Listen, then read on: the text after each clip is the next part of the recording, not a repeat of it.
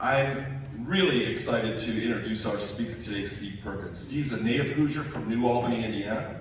He earned his bachelor's degree in honors in classical studies at IU and his master's in classical studies from the University of Texas. He has taught Latin for more than 30 years in a variety of settings, including at Urban Middle School in Kansas City and at the undergraduate high school levels in Texas. So in Indiana, he's taught Latin and classics course at North Central High School and Butler University. And since 2021, we have been blessed to have him here at Guerin Catholic.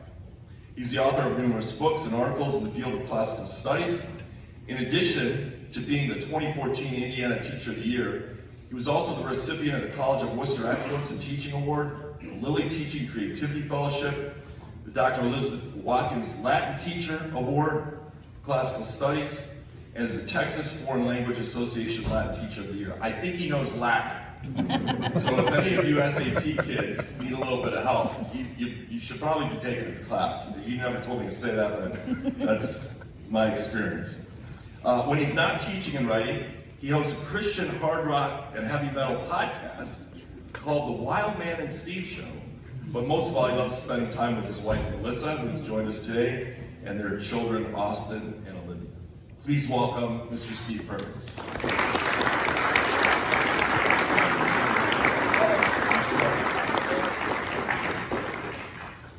Wow, thank you. Thank you for that. So great to be here this morning. God spoke to Moses from a burning bush and to Saul on the road to Damascus. So it really isn't that out of the ordinary for God that he called me to be a Latin teacher in a public high school classroom in southern Indiana in the mid-1980s. Long before that, though, when I was a little boy, I wanted to be a doctor every time I went to the doctor's office, a barber whenever I got my haircut, and then once I entered kindergarten, a teacher. And in those days, one of my grandmas would sometimes come over after school, spend some time, and I loved giving her spelling tests and then marking a big red F at the top, no matter how well she did. That's just what I thought a teacher did.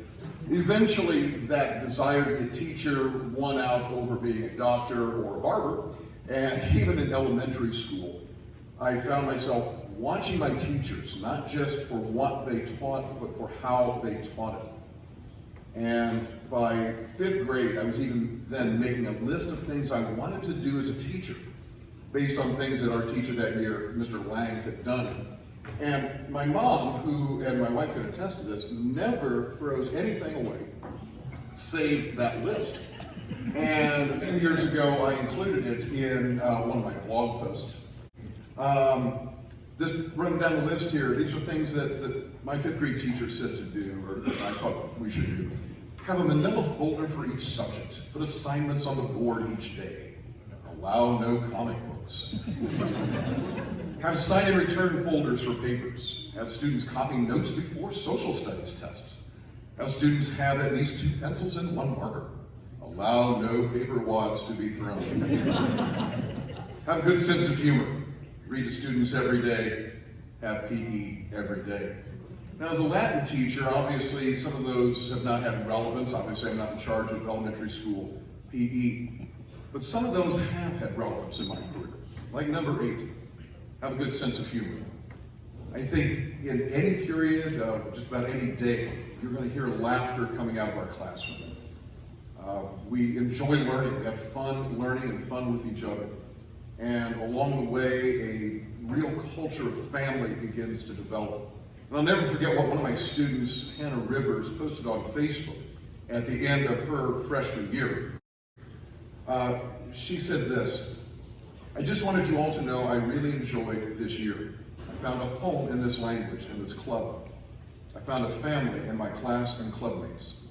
Latin was something I always look forward to every day. I love being a part of it. Another one of those that really has played out in my life, although not in the classroom, was the one that said to read to students every day. Now again, I don't do that as a high school teacher, but it did play out with our children growing up. I had the pleasure of reading almost every night at bedtime to our children, Austin and Olivia, and it was always the highlight of my day. It was something that we continued as a practice well up into their junior high years. Eventually, that vague desire and dream to be a teacher took on more shape once I discovered Latin. Now, in my school district, ninth grade was part of junior high, and so I signed up to take German. It didn't fit into my schedule, and so my friend Mark Hawkins and I were put into Latin. The challenge was they didn't actually offer Latin in our building, and so Mark and I had to walk across the football field behind Hazelwood Junior High to take Latin at New Albany High School every day. And the class was good, the teacher was nice, and I thought, okay, I'll continue this the following year. What I wasn't ready for was that we would have the other Latin teacher at the high school, a woman named Miss Rank. Now, she was very disciplined, she was talking oh so fast, and my first thought was, I'm going to drop this subject. I can't keep up with this. But I stayed with it, and as a result, my life changed forever the following year. Now, you can say that my life has been defined by two sets of numbers. And the first set came during my junior year, when one day Miss Rank, by then I'd grown to love her because she'd become my favorite teacher by then, she made an offhand reference to the fact that Antioch was the first place that anyone was ever called a Christian. And she didn't cite chapter and verse, but she was referring to Acts 11:26. And in this classroom, the door was to the front and up to the right at that time. I heard the voice of Jesus. It was almost an audible voice coming from next to me saying, you can teach this subject and be a Christian presence in public schools. That was it. I knew what I wanted to do for the rest of my life. That set of numbers, 11:26, didn't just put me on the path to a career, it sparked a calling. And so I went to Indiana University to major in classical studies. While I was there, I had professors who encouraged me to go on and get my PhD, to become a professor, but I knew what my calling was, and it wasn't that. And so I prepared to be a high school teacher. Now, along the way, I did, of course, meet a girl, and met her in Latin prose composition class. She was a part of our Sunday night study group. We talked endlessly on the phone about our mutual desires to be Latin teachers, and eventually she became my wife. Yes, that is a picture of her. Yes, she is here today, and no, Melissa did not know before this that I was going to be using one of my favorite pictures of her in this presentation. And even though we'd applied for a number of jobs, we were set to be married right after graduation in June, but we hadn't heard back from any of those schools yet. And on the Saturday that we were to be married, I left my apartment, checked my mailbox as I was headed to the church, and there in the mailbox were 2 job contracts for teaching Latin in Kansas City, Missouri. And as I told our friends and family at the reception that night, it felt as if God himself had given us a wedding present. When I say that Martin Luther King Jr. Latin Grammar Magnet Middle School, which was the ridiculously long name of our first school, when I say that that was an inner city school, I mean it was located at 42nd Street in Kansas City, just inside the 43rd Street Crip gang zone. Now, this is a picture we took a few years ago as we were passing through Kansas City. The school is closed now, it's boarded up. But back then it was a public middle school where students wore uniforms, studied Latin and ancient history along with modern subjects, and it had also become a school where troubled children were sent. I remember one of my 8th graders was removed from the school because he'd been arrested for armed robbery the night before. Yet I would trade those early years of teaching for anything. One of my favorite writers is the 16th century French philosopher Montaigne, who wrote in his essay on education, "It's the mark of a lofty and very strong soul to know how to come down to a childish gait and guide it. I walk more firmly and surely uphill than down." And our time in Kansas City taught me that. I learned to come down from the mountain of high academic achievement to guide the steps of young people as they were first encountering the ancient language of Latin. Now, while we were in Kansas City, I did feel the call to go back to graduate school, and again, not for the purpose of becoming a professor. I knew what my calling was, but to be further equipped to teach at the secondary level. And so we prepared to move to Austin, Texas, where I would pursue a master's degree in classics at the University of Texas. And I was set for graduate school with a paid teaching assistantship, but Melissa didn't have a job. And quite frankly, I was getting scared out of my mind. And one morning before we went to school, I was reading my Bible, and I came across Matthew chapter 7, verse 11. If you then who are evil know how to give good gifts to your children, how much more will your Father in heaven give good gifts to those who love him? And at once I was filled with this sense of peace and assurance. And later that same morning, after we got to school, Melissa got a call from the director of foreign languages in the Austin School District asking her to come for a job interview. So we continued to prepare to move to Austin, and on the day that the moving truck was to arrive, I was taking bags of trash out of the apartment to the dumpster. Melissa was finishing packing us up, and I came back in from one of those trips, and she said, "We're out of boxes, and we don't have time to go get more before the moving truck arrives." And I was just filled with this supernatural sense of calm, and I said, "Don't worry about it." And I took the next load of trash out to the dumpster. And sitting there, I found what had not been there just 5 minutes before: 3 pristine cardboard boxes. Well, our Father continued to provide for us just as he promised that he would. And while we were in Texas, Melissa had a job teaching Latin at middle school. She then moved to graduate school herself to get her master's degree in education administration. And after I completed my master's degree, God led me back to the high school classroom. I had enjoyed teaching at the university level as a graduate assistant, but again, I knew what my calling was. And so I spent the next 3 years at Lyndon Baines Johnson High School. And yes, if you look carefully, that is a picture of the famous Perkins ponytail. Yeah, one wonders what happened to that over the years. It was great. At LBJ, I had the chance to continue teaching Latin, and I spoke with a number of students about Jesus, of course, always outside of class, and only at their initiation.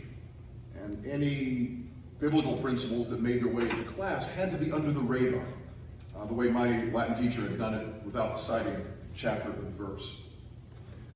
The young man in this picture is a fellow named Doug Soularet. He was the valedictorian that year, and he'd been asked to give the prayer at the end of the baccalaureate service.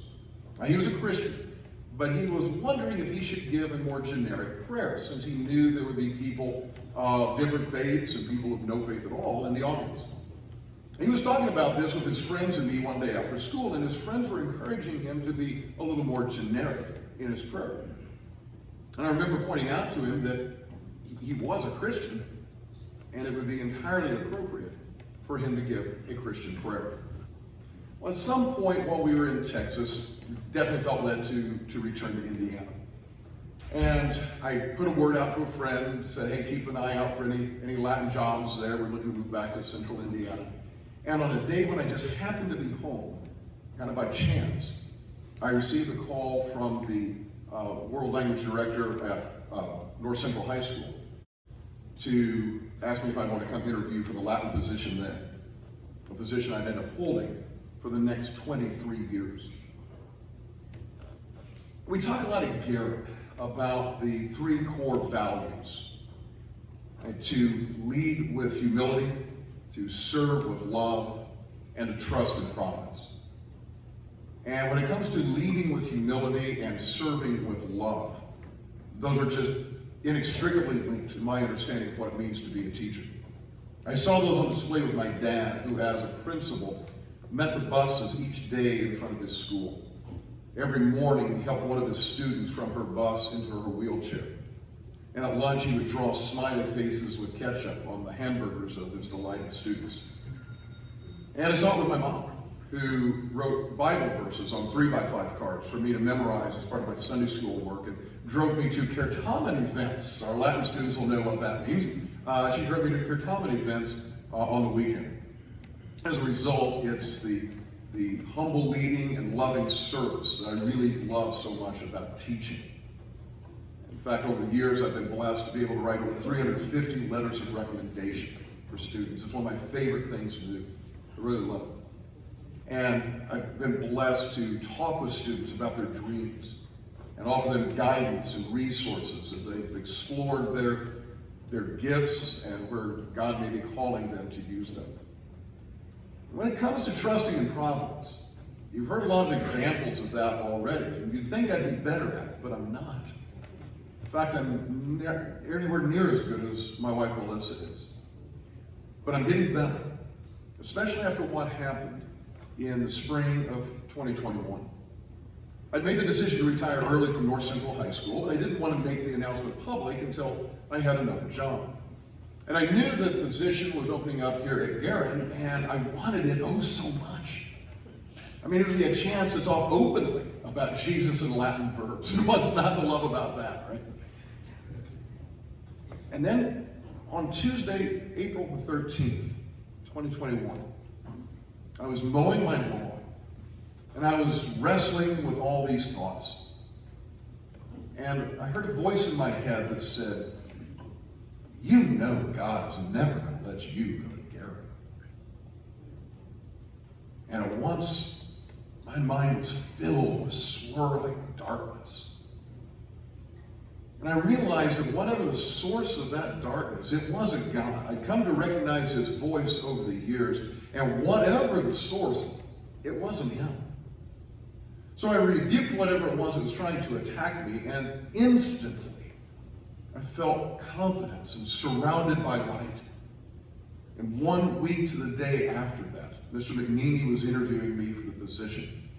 And 1 week after that, on April 27th, I accepted the job. And I said earlier, there's two sets of numbers that have really defined my life. The first one is 1126, placed in the book of Acts that my Latin teacher, Miss Rank, referenced when she was saying that Antioch was the first place where anyone had ever been called Christian. 1126 is a reminder that we can always find a way to share the good news about Jesus. Ms. Rank did it by quoting the Bible, even in a public school, but putting it in the context of the lesson. She found a way to be what Jesus calls all of us to be in Matthew chapter 5, which is salt and light. And so I'd ask you, what is your 1126? In what way can you work the truth about Jesus, his love, his grace, his offer of salvation into your school life, your career, even the most casual of interactions with acquaintances? Now, the other set of numbers that has defined me is 50 and 4. I'm often asked by people, well, what is your favorite passage of Latin? And I tell them it's Isaiah chapter 50, verse 4. Dominus dedit mihi linguam eruditam, ut sciam sustentare eam qui lasus est verbo. The Lord has given me an educated tongue, that I may know how to sustain with a word the one who is weary. My degrees in classics and a lifetime spent in the enthusiastic study of the history and language and philosophy of the ancient world have been for one purpose: to serve Jesus by serving his children, to sustentare my students, which is to say to hold them up, as they're learning more about God and his creation, even and especially when they've grown weary of doing so. 50 and 4 is a reminder that we are to use what we know to bless others. And so again, I would ask you, what is your 50 and 4? How can you use your gifts, your training, your education to bless those around you? Because God has given all of us an educated tongue. whether it's to talk about Latin grammar and poetry, how an engine works, are the best ways to plant crops. In 1881, the Oxford scholar Benjamin Jowett published his translation of the Greek historian Thucydides. And in the preface to that translation, he said, "It seems to be necessary that in every age, someone who has drunk deeply from the original fountain should renew the love of it in the world, and once more present that old life with its great ideas and great actions, its creations in politics and in art, like the delighted remembrances of youth before the eyes of mankind." Hopefully I've been able to do that over the years as a Latin teacher, and in so doing to fulfill my calling, which I heard and was inspired by with that other set of members in a high school classroom so long ago. Thanks for letting me spend some time with you this morning. So I had told students who were going to come to this, or at least the Latin students, that we had a little thing for you, and people who've been here before, you know there's a raffle, but we've also got a little something else. So we've got some wristbands up here. They are purple and gold, and on one side it says Acts 11:26, and on the other side it says Isaiah 54. So it's a little reminder of how you can really work, again, the truth of Jesus into your life in any way. So we want to make sure if you want one, you certainly don't have to take one, but we've got a bunch of these up here. We want to make sure you get one of those before. Where's Anthony Ferrucci? Anthony. Come on up, buddy. You're doing Anthony. Yeah. Awesome, awesome. So while Anthony and Rebecca take care of everybody out there, who's got the first question for Mr. Perkins? And yes, you do get another raffle ticket. Thank you very much. Yeah, what's your favorite classical book? What's your favorite classical book? Favorite classical book, and I'm going to disappoint you because we've already had this conversation, Robbie, so I think I'm going to disappoint you on this. I know yours is the Iliad. Mine is almost the Iliad, it's the Aeneid. The Aeneid of Virgil, which is the epic poem that the Roman poet Virgil wrote. It combines aspects of the Iliad and the Odyssey. We read some of it in our, actually a little bit of it at the end of third year Latin, and again in fourth year Latin, but it is absolutely amazing. Love it, love it, love it. Great question. Give that girl a ticket.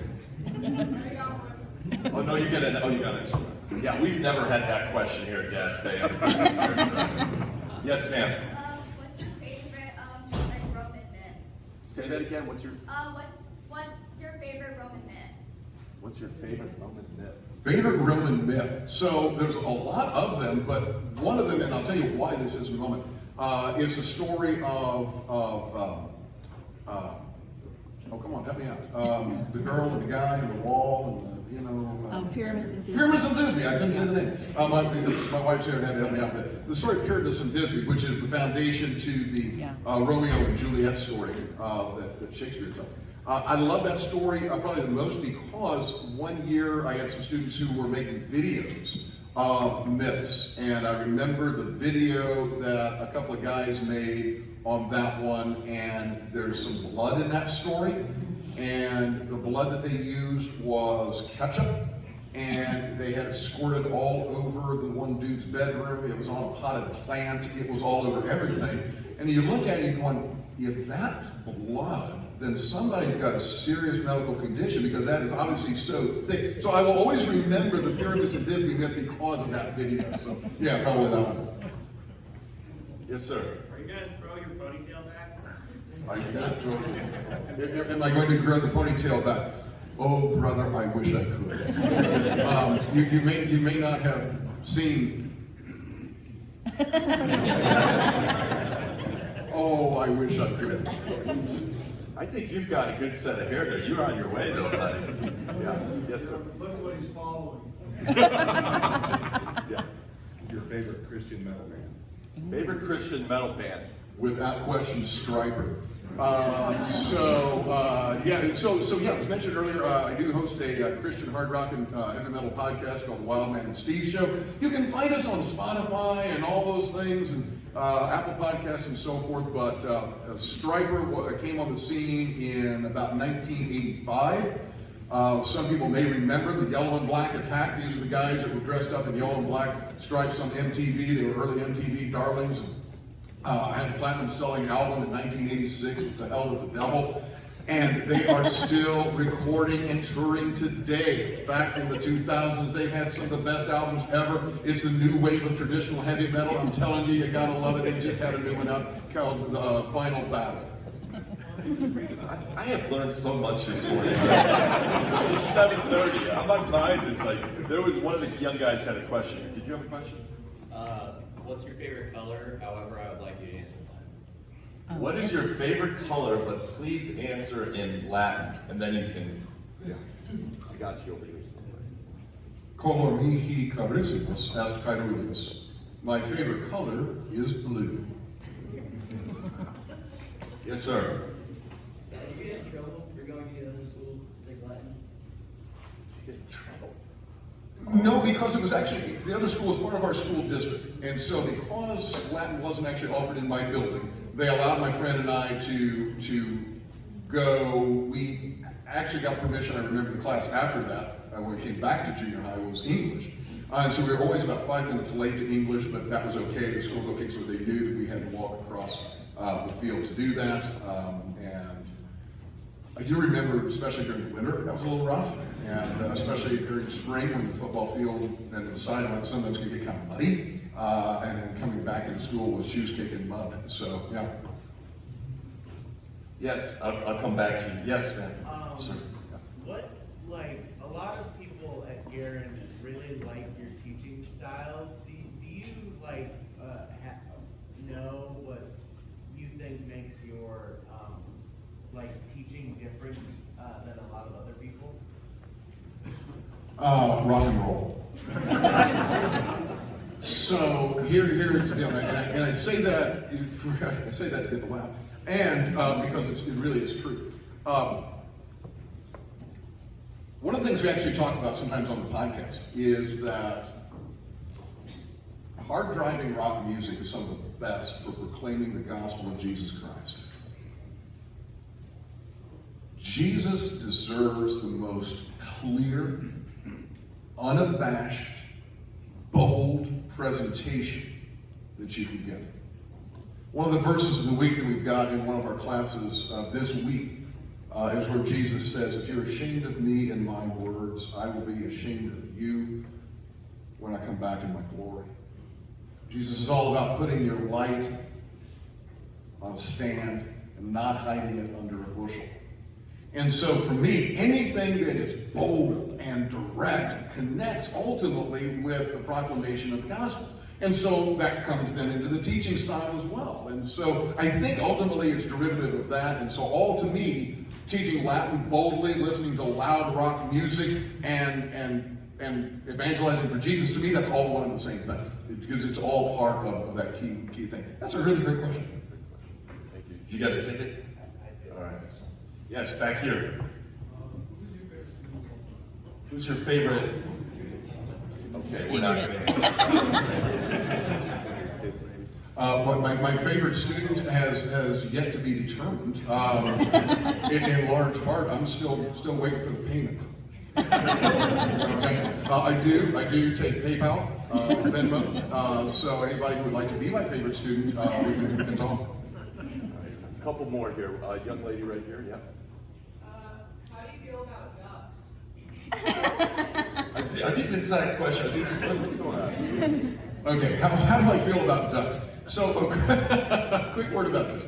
I had no feelings about ducks before the end of last school year.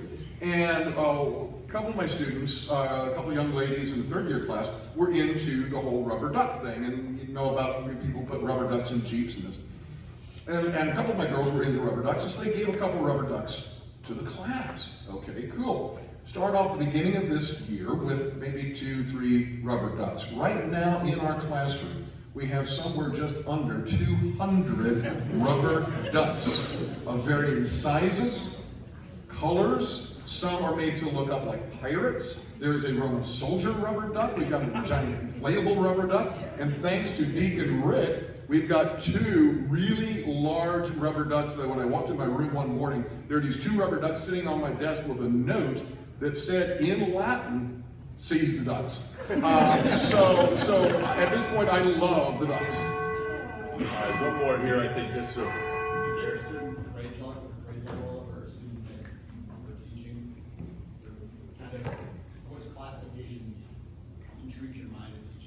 Wow, that is a really great question. A certain level of Latin or a grade level of student, and I really am not making this up. I'm really not just saying this to be, politically correct. It really is all of them. There's such a difference, obviously, between say first year and fourth year, which for us is the IB. They're so different, and each one is wonderful for a different reason. But the one thing that really unifies all of them, freshmen through seniors, is why I love high school so much. And even though I've had the pleasure of teaching at the university level a few times, I really like high school better than college level, is the raw enthusiasm. At the high school level, you've got brains that cognitively are capable of operating at an adult level. And we refer to these people as young adults, and there's a reason for that. Cognitively, they can operate there, but at the same time, they're still kid enough to have fun and to bring the energy and the enthusiasm. So overall, I love high school. Yeah. Well, let me grab this here. Oh, yeah, sorry. One more? Yes. How does it feel to have a third-degree relic duck? Okay, this will be our last one. So it was a freshman on the freshman retreat this fall to go see things about Mother Garen, who took one of our rubber ducks, and when we got to the place, put the rubber duck on her casket, thus making it, in his words, a third-degree relic duck. So yes, we have a third-degree relic duck in the room, and I think that's best left there. Any other Latin questions he can take after? Yes. Well, on behalf of our Dear Catholic Dad's Day, we have a plaque for you, but thank you for not just your preparation, but just to share your story on not just being called, but being able to listen. And I think that's one of the biggest things that I took away, is really being open to listening to God's calling. So again, on behalf of all of us here today, thank you very much for being here.